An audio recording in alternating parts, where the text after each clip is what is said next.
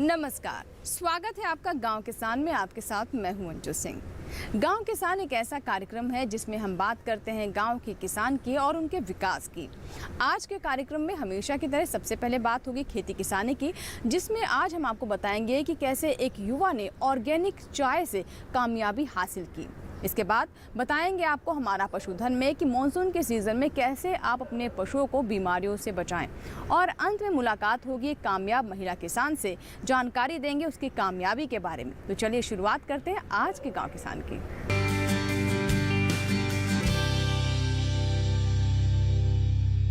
सबसे पहले नजर खेती किसानी पर। खेती किसानी में आज हम सबसे पहले आपकी मुलाकात करवाने वाले हैं विजित शर्मा से, जिन्होंने ऑर्गेनिक चाय से कामयाबी हासिल की। और आज के समय में न सिर्फ वो खुद आत्मनिर्भर हैं, बल्कि 2000 लोगों को रोजगार भी मुहैया करा रहे हैं। और ये सब कुछ संभव हो पाया एक स्टार्टअप के माध्यम से। आइए जानते हैं विस्तार से इनके बारे में।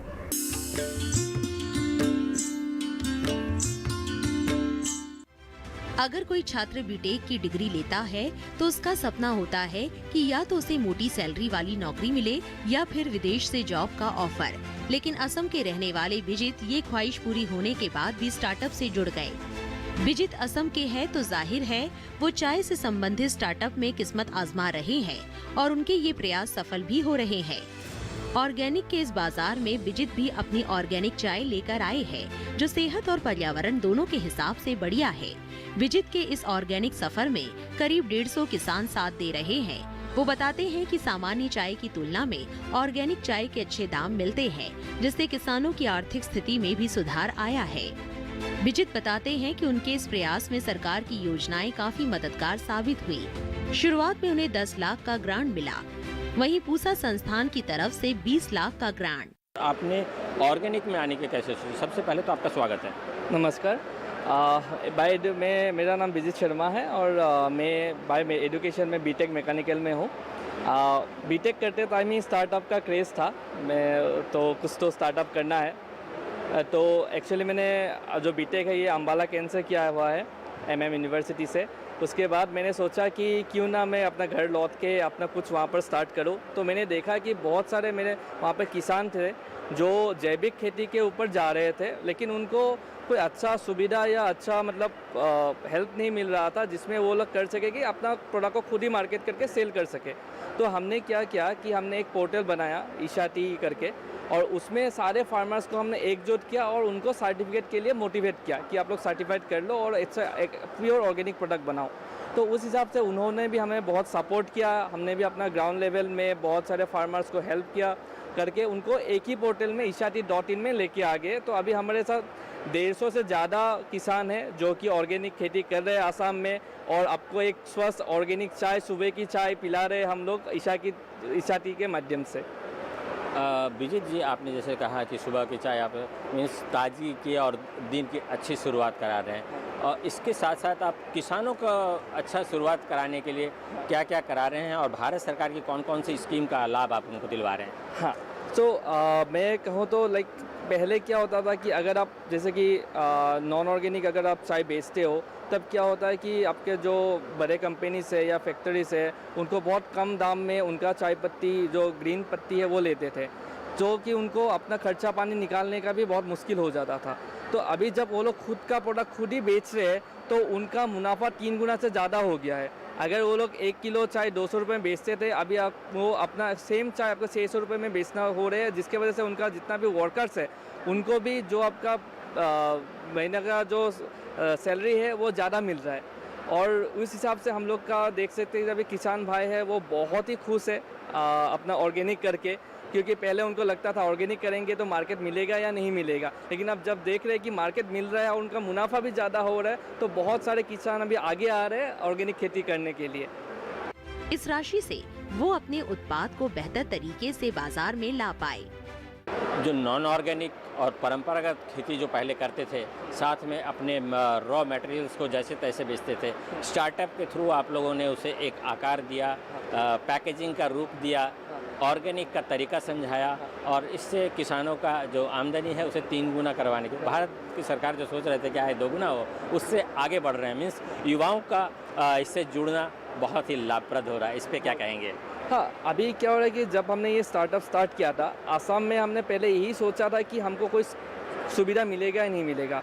तो बाय लक हम लोग को पहले तो हमने गवर्नमेंट के साथ से हमें सुविधा मिला कि हम लोग को 10 लाख का ग्रांट मिला असम स्टार्टअप से। उसके बाद आपको ये पूसा से हमें 20 लाख का ग्रांट मिला। उससे आपने अपने पूरा वेबसाइट, पूरा नेटवर्क बिल्ड किया। उसके बाद हमने फार्मर्स को भी बहुत सारे ऑर्गेनिक सर्टिफिकेशन का सुविधा दिया, जिसमें वो लोग मतलब ऑर्गेनिक, क्योंकि फार्मर से इतना पैसा नहीं होता कि वो ऑर्गेनिक सर्टिफिकेट करे। तो हमने उनको हेल्प किया कि गवर्नमेंट का स्कीम उठाए सर्टिफिकेट करने के लिए, अपना एक ग्रुप बनाए और उसका सर्टिफिकेट ले और हमें उनसे टीसी दे। और उस हिसाब से लोग तभी एक, जैसे कि जितना भी आप ऑर्गेनिक कर लो, कुछ तो एक सर्टिफिकेशन होना चाहिए। तो इसलिए वो सर्टिफिकेट उनको भी मिल गया और उनका उस हिसाब से आपका ट्रेडिंग भी उनका ज़्यादा बढ़ गया करने के लिए।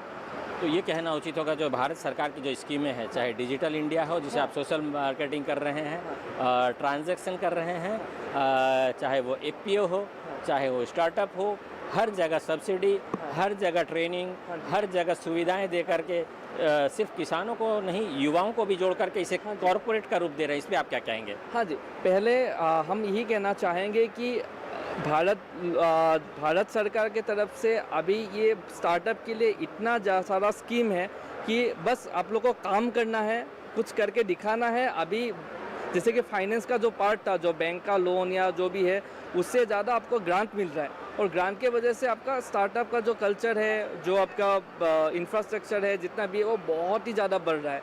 अभी युवा बहुत आसानी तरीके से गवर्नमेंट का स्कीम ले सकता है और अपना स्टार्टअप खोल सकता है। रोजगार की तलाश में रहने वाले ज्यादातर युवा विजित से प्रभावित हो सकते हैं, क्योंकि विजित ने नौकरी करने का विकल्प छोड़कर नौकरी देने की राह इख्तियार की है।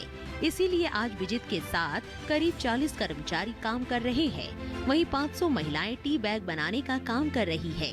इसके अलावा 1000 से ज्यादा लोग चाय के बागान में अपनी सेवाएं दे रहे हैं। शर्मा जी, आपने बहुत ही अच्छी बात कही कि जो स्टार्टअप के बारे में, सिर्फ स्टार्टअप नहीं, आज के समय में भारत सरकार ने एग्रीकल्चर के क्षेत्र में युवाओं को इतना ये दे रहा है कि आप जुड़ो, आगे बढ़ो, काम करो। आज के क्षेत्र में जॉब लेने वाला नहीं, जॉब देने वाला बनो। तो आप ये बताइए, आपने कितने लोगों को जोड़ा है? अभी हमने जो डायरेक्ट एम्प्लॉयमेंट किया है, मेरे पास ऑलमोस्ट 40 एम्प्लॉई है जो कि मेरे लिए डायरेक्ट काम कर रहे हैं। उसके बाद हमारे ओमेन जो टी बैग बनाते हैं हमारे लिए, वैसे हमारा 500 महिलाएं हैं जो कि हमारे लिए बनाता रहता है। और जो भी 150 गार्डन में ऑलमोस्ट आप मिला लो 1000 से ज़्यादा लोग ओमेन काम कर रहे हैं अभी वहाँ पे, रोज़ चाय पत्ती बनाने में। तो कुल मिला के आपको 2000 से ज़्यादा लोग हैं जो कि ईशा में अभी जुड़े हुए हैं। मैंने पहले जहां एक युवा एक हैंडसम सैलरी की सोचते थे, आज सैलरी बांटने में सोच रहे हैं। युवाओं को और महिलाओं को किस तरह से जोड़े, इस पे सोच रहे हैं। हाँ जी, इस पे क्या कहेंगे आप? पहले तो ये था कि हम ये सोचते थे कि हम सैलरी लेंगे, एक अच्छा मतलब लाइक कंपनी ज्वाइन करेंगे। लेकिन जब हमने देखा कि ज्वाइन करने से अच्छा तो हमको खुद ही, हम जैसे कि हम सोचते कि हम बाहर जाएंगे। मेरे को भी मौका मिला था फॉरेन जाने के लिए, लेकिन हमने सोचा नहीं, ऐसा हो कि लोग यहाँ पर आए, फॉरेन से लोग यहाँ पर आए, आके हमसे खरीदे। और ये हो भी रहा है, जैसे कि अभी हम लोग साउथ कोरिया एक्सपोर्ट कर रहे हैं, यूएस एक्सपोर्ट कर रहे हैं। तो बाहर से लोग आ रहे हैं, हमारे बागान में आ रहे हैं, हमारे पास आके वो लोग खरीद रहे हैं। उससे हमारा क्या है कि हम लोग का जितना भी ग्रोअर्स है, जितना भी वर्कर्स है, जितना भी ओमेन है, उनको अच्छा आमदनी हो रहा है उससे, क्योंकि हम लोग डायरेक्ट अच्छी दाम में हम बाहर भी बेच रहे हैं और अपना देश का प्रोडक्ट देश में भी बेच रहे हैं। तो आप अपना देश का स्वाद देश ही नहीं विदेशों तक पहुंचा रहे हैं। प्रधानमंत्री जो जा रहे हैं विदेशों में बिजनेस टाइज कर रहे हैं, वो इससे आप लोगों को काफ़ी लाभ मिल रहा है। बहुत ही लाभ हो रहा है, क्योंकि अभी अगर इंडिया बोले या आसाम की चाय बोले, लोग तो जानते ही है। तो आज असम ग्लोबल असम है। हाँ जी, ग्लोबल असम है। जो भारत सरकार की सोच है कि वोकल बनो लोकल के चीज़ों के लिए, हाँ जी, वो आप लोग भी उसमें काफ़ी कर रहे हैं। अभी हम लोग लाइक जब ये माध्यम से अभी जैसे कि एक्सपोर्ट वगैरह बहुत ईजी हो गया। पहले तो इतना मुश्किल था कि वो इधर उधर घूमो, लाइसेंस मिलता नहीं था, वो बड़ा मुश्किल था। आज तो हम लोग को 7 डेज़ में आपको एक्सपोर्ट का लाइसेंस मिल जाता है। और अभी हम लोग इतना तेज़ी से हमने एक्सपोर्ट में ग्रो किया है। अभी यूनाइटेड स्टेट्स में हो गया, कनाडा में हो गया, या आपका साउथ कोरिया में हो गया। हम बहुत रैपिडली ग्रो कर रहे हैं अभी। तो भारत सरकार ने आज युवाओं को एक ऊंची उड़ान देने की कोशिश की और इस तरह के प्लेटफॉर्म्स चाहे मार्केटिंग के क्षेत्र में हो चाहे पॉलिसी में बदलाव ला करके युवाओं को सुविधा प्रदान करना हो, उसके लिए भारत सरकार तत्पर है। और सबसे बड़ी बात है कि युवा आगे आ रहे हैं और इस चीज़ को अपना करके अपने नए उड़ान भर रहे हैं। ये विजित के प्रयासों का ही फल है कि आज उनके उत्पाद की मांग देश ही नहीं विदेशों में भी है। इसके पीछे भी विजित निर्यात से संबंधित सरकार की नीतियों का श्रेय देते हैं, जिससे उनका देखा सुनहरा सपना अब सच होता दिखाई दे रहा है।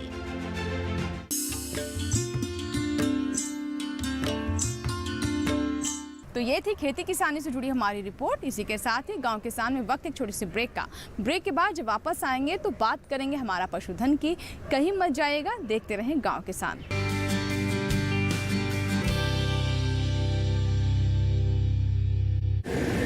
माँ कब आएगा? अभी आएगा। अरे बोलो ना माँ कब आएगा? बोला ना अभी आ जाएगा। ये ले आ गया कुआं। अरे कुआं नहीं माँ, हमारे घर नल से जल कब आएगा? नल से जल? अरे गुड्डी, बहुत जल्दी आएगा पानी। जल जीवन मिशन आ चुका है। हम 1 कदम उठाएंगे तो सरकार 10 कदम उठाएगी। सच? तुम्हारे मुंह में घी शक्कर। घी शक्कर नहीं माँ, स्वच्छ जल।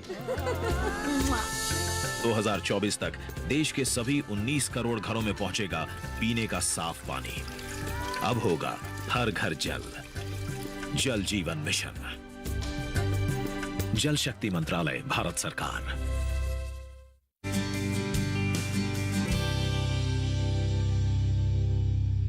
ब्रेक के बाद एक बार फिर आपका स्वागत है। आप देख रहे हैं गांव किसान। आइए अब नजर डालते हैं हमारा पशुधन पर। जैसा कि आप जानते हैं कि मानसून दस्तक दे चुका है और कुछ क्षेत्रों में मानसून की बारिश भी हो रही है। बढ़े हुए तापमान के साथ ही आर्द्रता भी बढ़ जाती है और ऐसे में पशु को कई तरह की बीमारियां भी होने की आशंका रहती है। हमारे पशुपालक किस तरीके से अपने पशुओं का ध्यान रखें और कौन कौन सी बीमारियां हो सकती हैं, कैसे इनके लक्षण पहचानें, आइए जानते हैं इस रिपोर्ट में।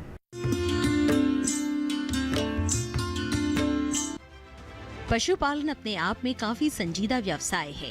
इसमें पशु को हर मौसम से सुरक्षा तो देनी ही होती है, साथ ही मौसम के हिसाब से उनके आहार में भी परिवर्तन करना होता है। ये छोटे छोटे प्रयास पशु को सेहतमंद बनाए रखने में मदद करते हैं। इस समय गर्मी का मौसम खत्म होने को है और बारिश का मौसम दस्तक देने वाला है।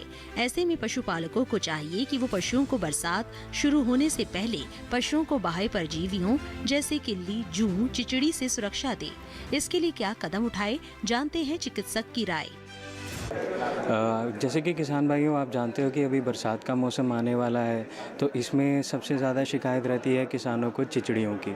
और चिचड़ियों का इलाज जो है वो एक चिचड़ियाँ जो मानी जाती हैं मैनेजमेंटल डिजीज़ है, और चिचड़ियों का इलाज जब किसान भाइयों को करना होता है तो उसमें किसान भाइयों को हमेशा ध्यान रखना है कि ये कि चिचड़ियों का जो एक लाइफ साइकिल होता है वो 4 हफ्ते का होता है। तो 4 हफ्ते में ही उसका इलाज ज़रूरी है, क्योंकि किसान भाई क्या करते हैं कि जैसे आज चिचड़ी आई है तो उस समय वो उसका इलाज करते हैं, डॉक्टर के पास जाते हैं, दवाई लेते हैं, दवाई लेने के बाद वो भूल जाते हैं। तो क्योंकि क्या होता है कि जैसे ही 1 हफ्ते में आप दवाई लेंगे तो उस टाइम पे जो अडल्ट चिचड़ियाँ हैं जो बड़ी हैं वो मर जाएंगी, लेकिन जो उनके जो अंडे हैं वो रह जाएंगे।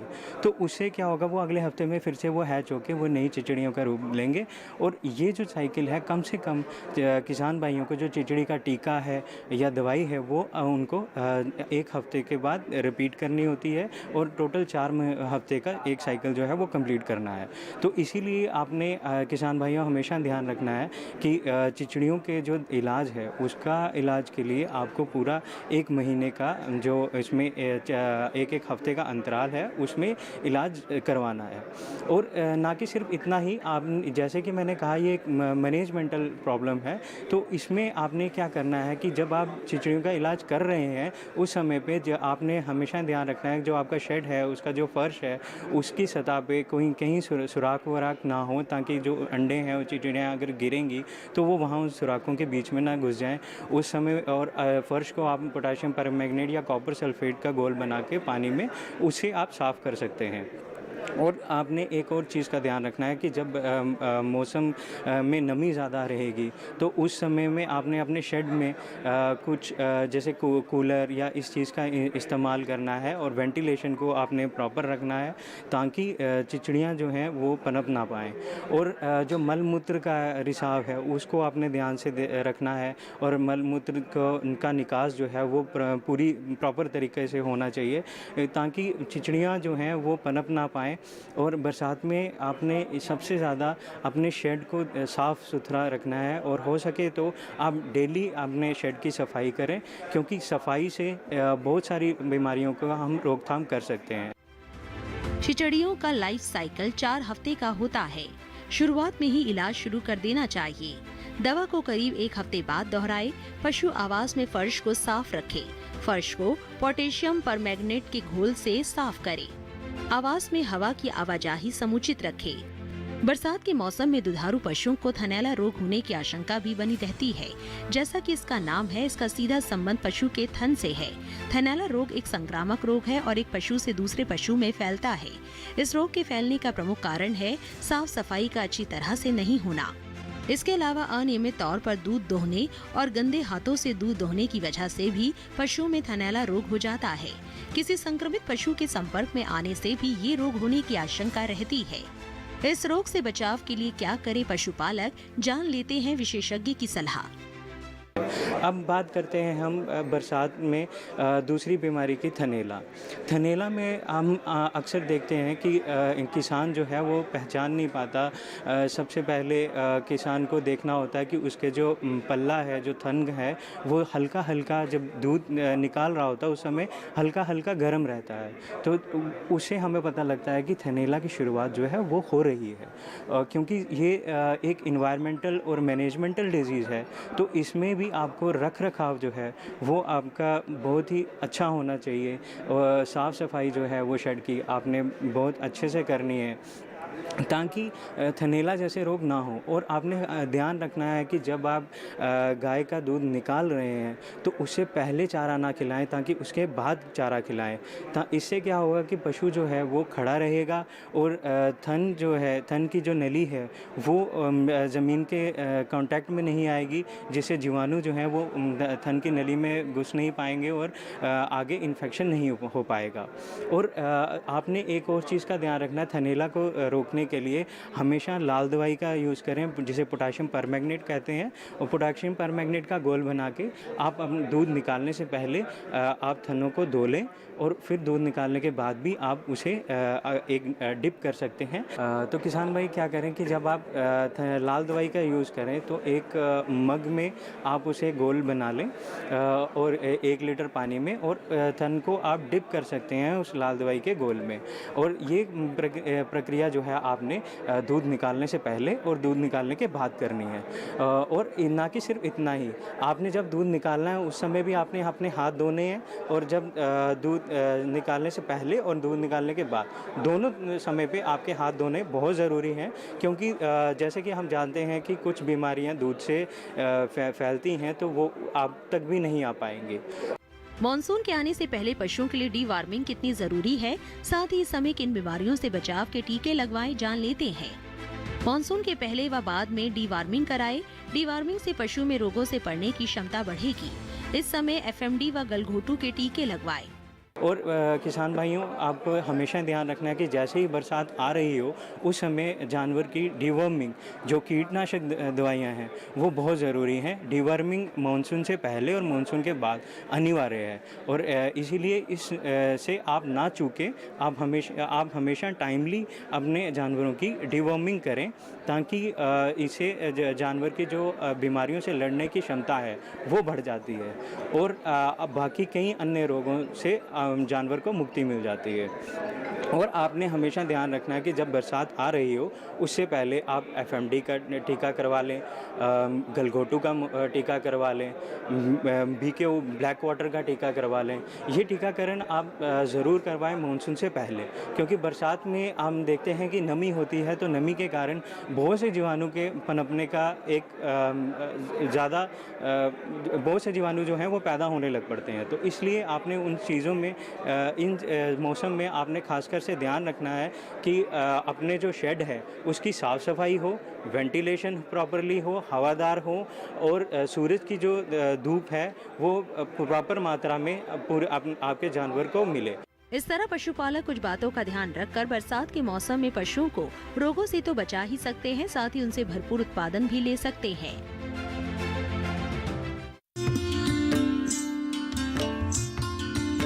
तो ये था हमारा आज का पशुधन। बढ़ते हैं आगे और बात करते हैं इस माह के पशुपालक कैलेंडर की। जी हाँ, पशुपालक कैलेंडर में हम आपको बताते हैं कि माह के अनुसार कौन कौन सी विशेष बातें हैं जिन्हें ध्यान में रखना ज़रूरी है। तो आइए देखते हैं इस माह का पशुपालक कैलेंडर, जिसमें विस्तार से जानकारी दी जाती है पशुओं के आवास, आहार और उनके स्वास्थ्य के बारे में। एचएस और बीक्यू टीकाकरण के 10 से 15 दिन पहले सभी पशुओं की डीवॉर्मिंग कर देनी चाहिए। ऐसा करने से टीकाकरण प्रभावी हो जाता है। पशुओं को 50 से 60 ग्राम खनिज मिश्रण एवं 20 ग्राम नमक प्रतिदिन देना चाहिए। गर्मियों के मौसम में लगाई गई ज्वार फसल पशुओं को ना दें, इस समय ये हानिकारक हो सकता है। बरसात के मौसम में हरे चारे की अच्छी पैदावार लेने के लिए ज्वार व मक्का की बुआई करें। हरे चारे की फसल से अधिक उत्पादन लेने के लिए उन्नत किस्म के बीज का प्रयोग करें। जून का महीना काफी गर्म रहता है, इसीलिए पशु के लिए अलग से शेड बनाएं। इस समय पशु को ज्यादा से ज्यादा पानी पिलाएं। अधिक दूध देने वाले पशुओं को तरल कैल्शियम, फास्फोरस की मात्रा 70 से 100 ग्राम प्रतिदिन दें। पशुओं को बाह्य परजीवियों से बचाने के लिए पशु चिकित्सक की सलाह पर दवा का प्रयोग नियमित रूप से करें। यदि पिछले माह भेड़ के ऊन कतरने का कार्य ना किया हो तो इस माह कर लें। तो ये था इस माह का पशुपालक कैलेंडर। इसी के साथ ही यहाँ वक्त हुआ है गांव किसान में एक छोटे से ब्रेक का। ब्रेक के बाद जब वापस आएंगे तो बात करेंगे कामयाब किसान की। कहीं मत जाइएगा, बने रहे हमारे साथ।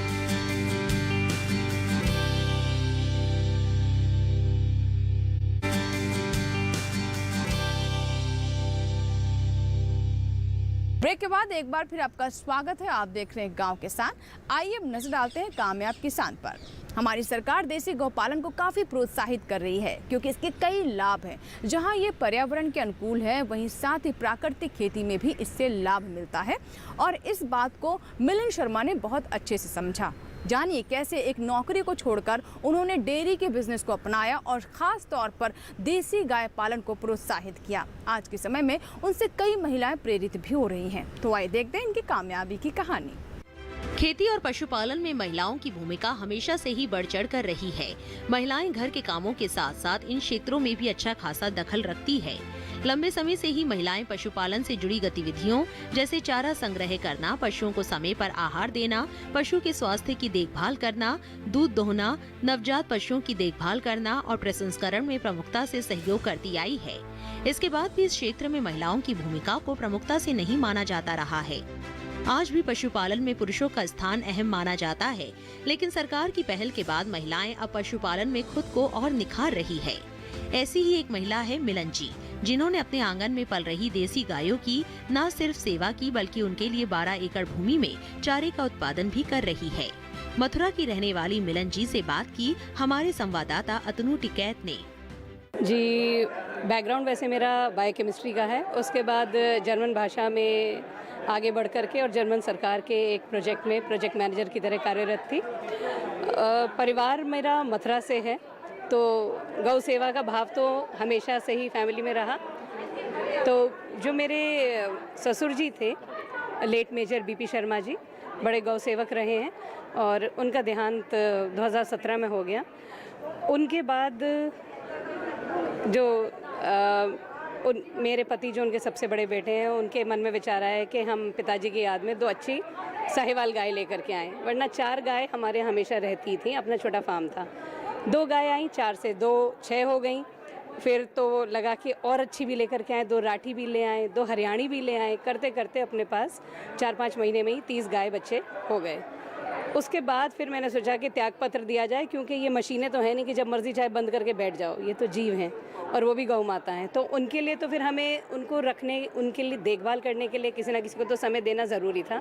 तो परिवार में से मैंने ही ये कदम लिया और फिर NDRI करनाल पे जा कर के उनके कमर्शियल डेयरी फार्मिंग के value addition and milk products के कोर्सेज़ किए। उसके बाद तो फिर मैंने लुवास, हिसार वेटनरी कॉलेजेस जो हैं, Ludhiana, Mathura, grassland fodder research institute Jhansi, सब जगह के दरवाजे खटखटाए और धीरे धीरे करके टीचिंग बैकग्राउंड से रही हूँ। तो पहले सोचा कि ज्ञान अर्जित कर लिया जाए इस बारे में, और फिर अब गौपालन कर रही हूँ। और जैसा एक चीज़ अभी आपने कही थी कि कृषि और इस सब में महिला आगे हैं, मेरे हिसाब से जो पशुधन है वो सबसे आगे है। क्योंकि यदि चाहे हम खेती करें, चाहे बागवानी करें, अगर हम रसायन से हटकर जाना चाहते हैं, मतलब chemical free, poison free, preservative free खेती या बागवानी किसी में भी करना चाहते हैं, तो सबसे ज़्यादा ज़रूरी चीज़ हमारे लिए गोबर और गौमूत्र। तो पशुधन, गोवर्धन हमारे लिए सबसे ऊपर है। पशुपालन करते करते धीरे धीरे मैंने ये सब भी उसमें इंटीग्रेट किया। अब हम करीब 12 एकड़ में तो चारे की खेती कर रहे हैं और करीब 25 एकड़ में बाकी अनाज, दलहनी फसलें और तिलहनी फसलें भी कर रहे हैं। उनका ये सेवा भाव इतना सहज था कि उन्होंने देसी गायों की नस्लों को चुना, जिसे मिलन जी ने 3 कैटेगरी में बांटा है। आइए उनसे समझते हैं। गौवंश में आपने कौन कौन से प्रजातियां रखी हैं और उसकी वैल्यू क्या है? आप उसे रखने के पीछे आपने क्या सोचा है? शुरुआत तो ये हुई कि देसी नस्ल की गाय रखनी चाहिए, और शुरू में जो नाम सुने जाते हैं आप सब भी लोग वही सुनते होंगे, गीर गाय, साहिवाल गाय। ये नाम इसलिए ज़्यादा प्रचलित है क्योंकि हाँ, अगर हम डेयरी को बिज़नेस की तरह लेते हैं तो दूध देने वाली गाय, जो सबसे ज़्यादा दूध देने वाली गाय हैं, वो यही हैं।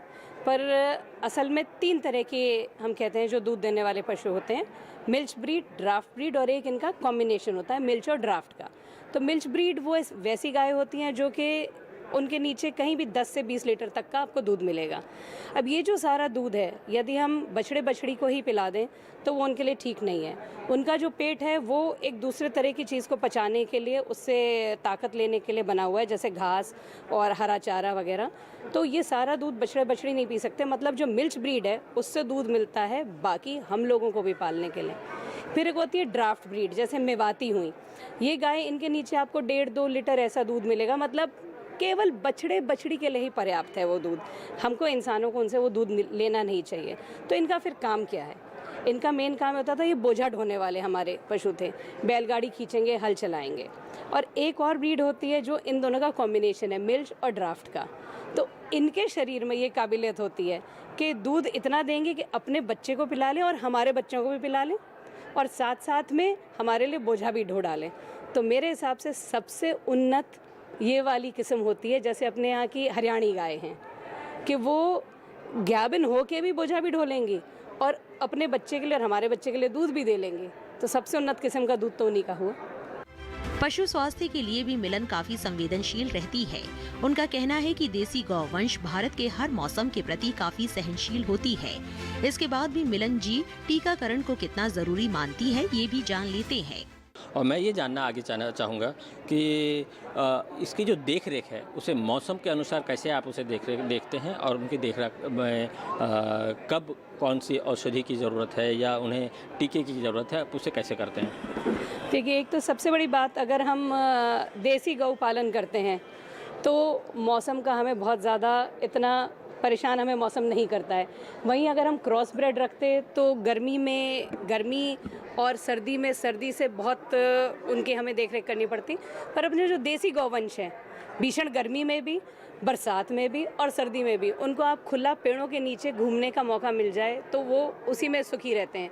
तो उनके लिए हमें बहुत ज़्यादा कोई ऐसा प्रबंधन नहीं करना पड़ता है। टीकाकरण बहुत ज़रूरी है, ये मैं अपने गांव के भी और जितने किसान भाई बहन हैं उन सबको भी बताती रहती हूँ।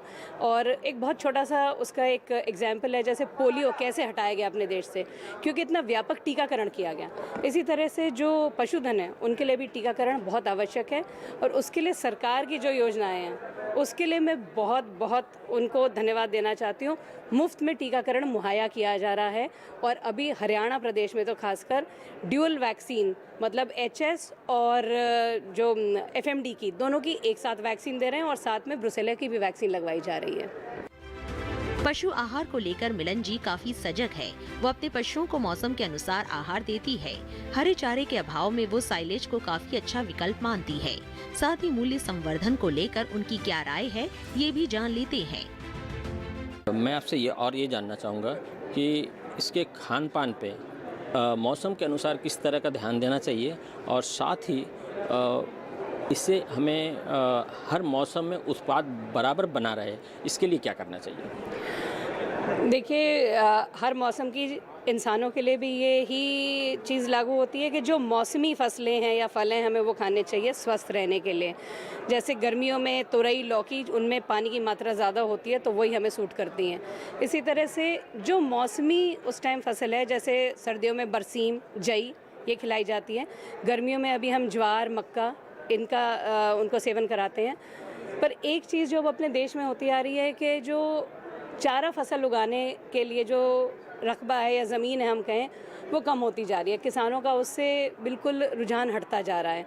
तो ऐसे समय में अभी एक साइलेज जो हम कहते हैं कि पशुओं के लिए अचार बनाना, वो एक अच्छी प्रोसेस है जो निकल के आएगी और जिस पे हम लोगों को ध्यान देना चाहिए, किसानों को भी। और अचार से एक और फ़ायदा है कि आपको पूरे साल एक जैसा जो उनको आप न्यूट्रिशन वाइज देना चाहते हैं, बैलेंस डाइट, वो पूरी हम देते रह सकते हैं। तो इस पे विचार करना चाहिए हम सभी को।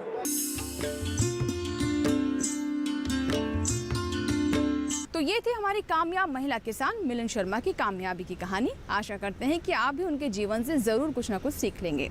इसी के साथ ही आज के गांव किसान में फ़िलहाल इतना ही, लेकिन आप हमारा ये कार्यक्रम हमारे YouTube चैनल पर भी देख सकते हैं।